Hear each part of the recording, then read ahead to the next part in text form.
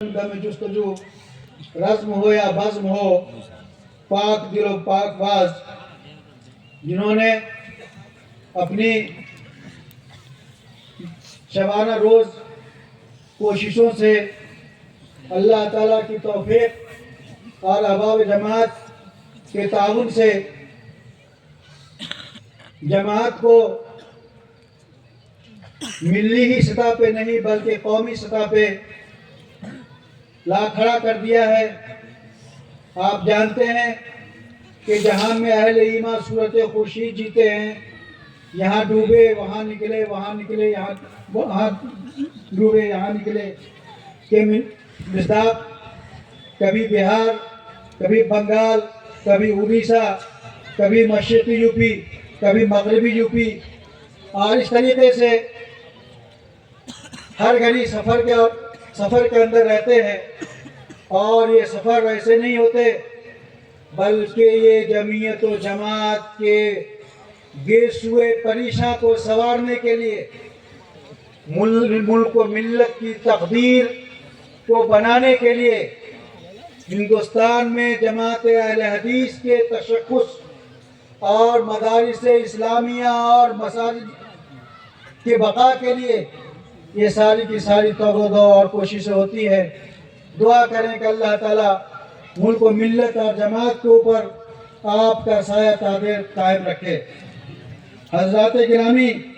ابھی میں نے آپ حضرات کے سامنے ایک آیت کریمہ کی تلاوت کی ہے جس میں اللہ تعالیٰ نے فرمایا کہ وَاعْتَصِمُوا بِحَبْلِ اللَّهِ جَمِيعًا وَلَا تَفَرَّقُوا، کہ اللہ کی رسی کو مضبوطی سے تھامے رہو اور فرقے میں مت بٹو۔ اللہ تعالیٰ کی نعمت کو یاد کرو کہ جب تم ایک دوسرے کے دشمن تھے تو اس نعمت کے بدولت، نعمت اسلام کے بدولت اور اس دین اتحاد اجتماعیت کے بدولت تم آپس میں بھائی بھائی ہو گئے۔ حضرات، ابھی ہم نے مرکزی جمعیت اہل حدیث سندھ کے ناظم مومی صاحب سے اتحاد و اتفاق کے اوپر بہت ہی اہم تقریر سنی ہے۔ میں بھی اسی سلسلے کو کچھ دیر کے لیے میں آگے بڑھاؤں گا۔ آپ جانتے ہیں کہ میں کوئی خطیب نہیں ہوں، لیکن پھر بھی آپ لوگوں کی محبتوں کو دیکھ کر کے، آپ لوگوں کے شوق کو دیکھ کر کے آپ لوگوں کی خدمت میں حاضر ہو گیا ہوں۔ آپ جانتے ہیں کہ اسلام اجتماعیت پسند دین ہے۔ وہ عقائد و عبادات کے ذریعہ سماج و معاشرے میں اجتماعیت کی روح پھونکتا ہے۔ اجتماعیت بہت بڑی چیز ہے، جمعیت بہت بڑی چیز ہے، اس کے بہت سارے ثمرات و فوائد ہیں۔ اس کا سب سے بڑا فائدہ یہ ہے کہ اس سے کام بنتے ہیں، بگڑے ہوئے کام سنورتے ہیں، کامیابیاں حاصل ہوتی ہیں۔ ایک ہو جائیں تو بن سکتے ہیں خورشید مبین، ورنہ ان بکھرے ہوئے تاروں سے کیا کام بنے۔ اس کا دوسرا فائدہ یہ ہے کہ اجتماعیت سے اللہ تعالیٰ کی مدد حاصل ہوتی ہے۔ اس جماعت، اس کمیونٹی کے اوپر اللہ تعالیٰ کی مدد، اس کمیونٹی کے ساتھ اللہ تعالیٰ کی مدد شامل حال ہوتی ہے، جو کہ متحد ہوتی ہے، مجتمع ہوتی ہے۔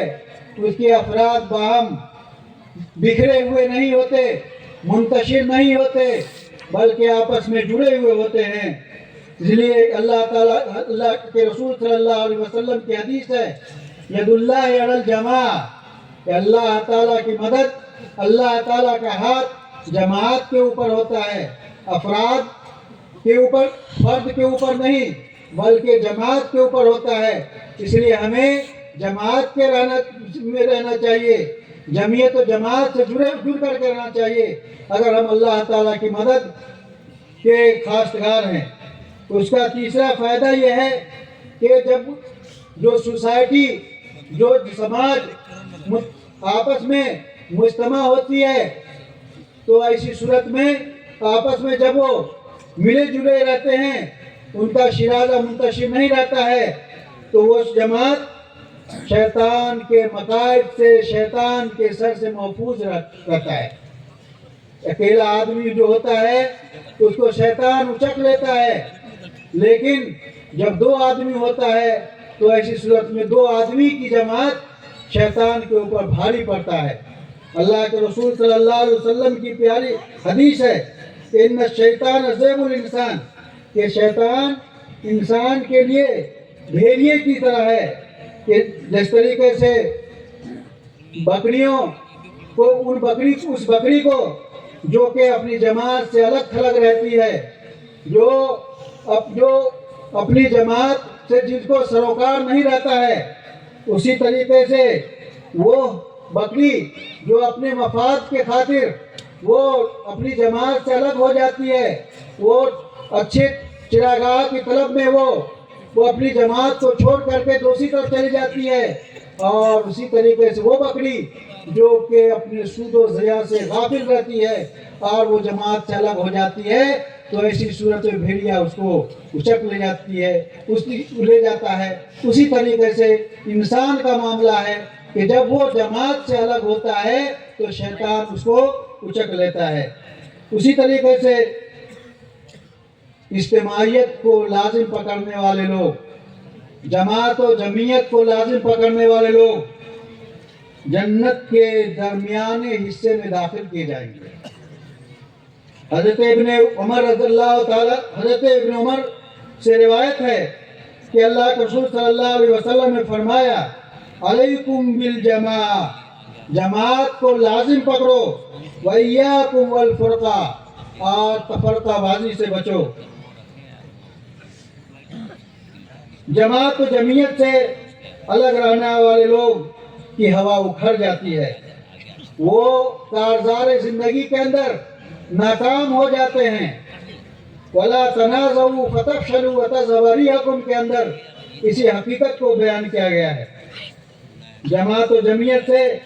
الگ ہو کر ڈیڑھ اینٹ کی مسجد بنانے والا اپنے ایمان، ایسے شخص جو جماعت و جمعیت کو چھوڑ کر کے الگ تھلگ رہتا ہے اور ڈیڑھ اینٹ کی مسجد بناتا ہے تو اس کو اپنے ایمان کی خیر منانی چاہیے، اس لیے کہ اللہ کے رسول صلی اللہ علیہ وسلم نے فرمایا من فارق الجماع شبرا فقد خلع ربقۃ الاسلام من عنقہ، کہ جو ایک بالش بھر جماعت سے نکلا تو گویا کہ اس نے اپنے گردن سے اسلام کا قلادہ کو نکال دیا۔ اس لیے جماعت کو لازم پکڑنا ایمان کا تقاضا ہے، جماعت سے جڑ کر کے رہنا چاہیے، جماعت سے الگ نہیں ہونا چاہیے۔ اتنا ہی پر بس نہیں بلکہ وعید شدید آئی ہے کہ جو شخص جماعت سے نکل جاتا ہے تو وہ شخص کے بارے میں بتایا گیا ہے کہ وہ جہنم میں جائے گا۔ حدیث ہے من شذ شذ فی النار، کہ جو الگ ہوا جماعت سے تو جہنم کے اندر دھکیل دیا جائے گا۔ اسی طریقے سے جماعت و جمعیت کا التزام آج کے زمانے میں ایک فیشن چل پڑا ہے کہ جماعت و جمعیت سے جڑنے سے کیا فائدہ ہے، کوئی ضروری نہیں ہے، یہ استحباب کے درجے میں ہے، اور بھی بہت ساری چیزیں جماعت و جمعیت کے استحباب کے لیے بہت سارے ترک دیے جاتے ہیں، بہت ساری چیزیں دی جاتی ہیں۔ جان لیجئے کہ یہ منہج اسلامی کے خلاف ہے، رسول کے منہج کے خلاف ہے یہ باتیں کہنا، صحابہ کرام کے منہج کے خلاف ہے یہ باتیں کرنی، اس لیے کہ اب کسی بھی زمانے میں آپ نے نہیں دیکھا ہوگا قرون اللہ کے رسول صلی اللہ علیہ وسلم کے بعد سے لے کر کے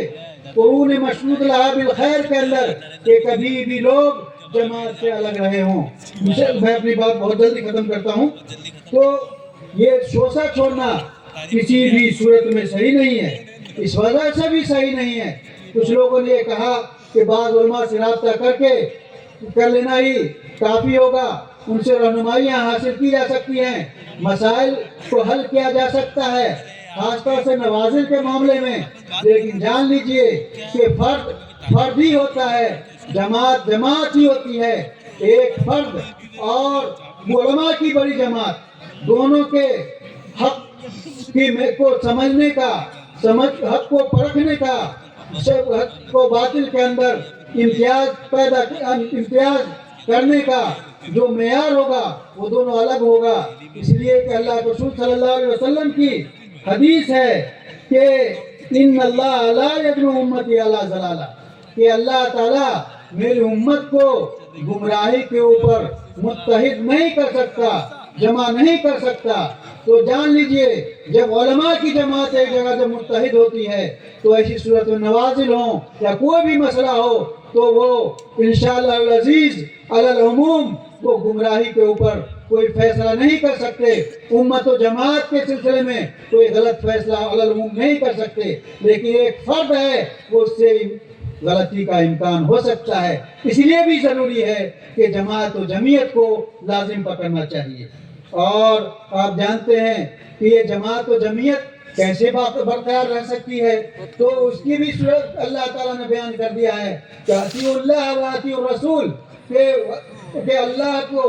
अल्लाह ताला की इताअत करो, रसूल की इताअत करो। और उसी तरीके से कहा वो उलिल अम्र मिनकुम, अपने सरबराहों की, अपने अमीरों की, अपने उलमा की इताअत करो। ये अपने उलमा की यानी किताबुल्लाह सुन्नत रसूल के इताअत के साथ साथ, क्योंकि किताबुल्लाह सुन्नत रसूल को जो कौम नहीं अपनाती है तो मुत्तहिद नहीं रह सकती, उसकी जो है सब में खलल वाक़ हो सकता है, वो मुंतशिर हो जाएगी। इसलिए किताब व सुन्नत की इत्तिबा तो ज़रूरी है, उसकी इत्तिबा तो लाज़मी है, उसके बगैर ईमान भी मुकम्मल नहीं हो सकता। उसके साथ ही साथ अपने कायद की, अपने अमीर की, अपने रहनुमाओं की, अपने सरवरदा लोगों की भी इत्तिबा, उनकी पैरवी ज़रूरी करार दी गई है, वाजिब करार दी गई है। हदीस में है कि उस वक्त तक उनकी इत्तिबा की जाएगी जब तक कि वो मासियत का हुक्म नहीं दें।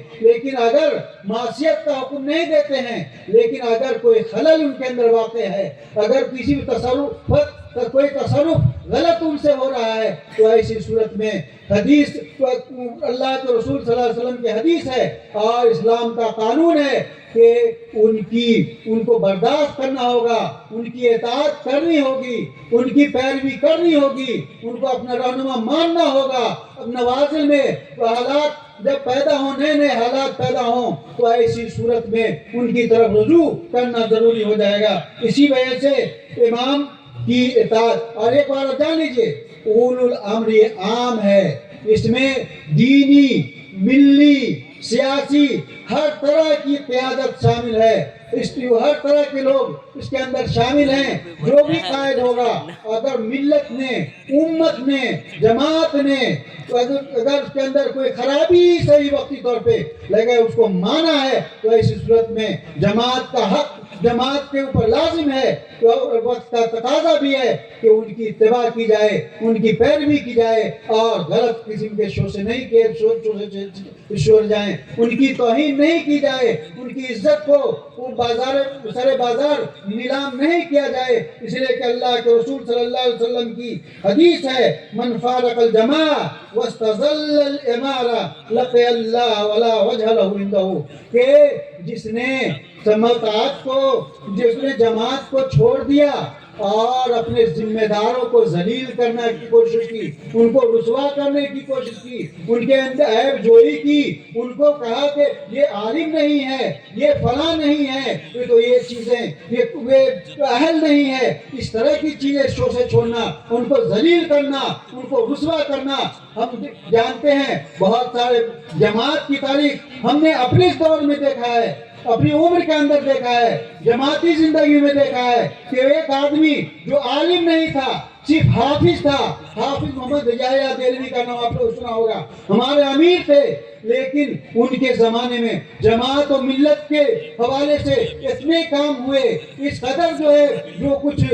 कहा कि बहार जो ज़माने में आई हुई है, ये सब पौध उनकी लगाई हुई है। तो सलाहियत और क़यादत अलग चीज़ है, लिहाजा वो अमीरों की या कायदीन की वो जो उनके अंदर कोई ऐबजोई नहीं करनी चाहिए और बहरहाल जमात को लाजिम रखना चाहिए। अल्लाह ताला से दुआ है कि हमें अपनी जमात سے جڑے رہنے کی توفیق ارزانی کرے اور ان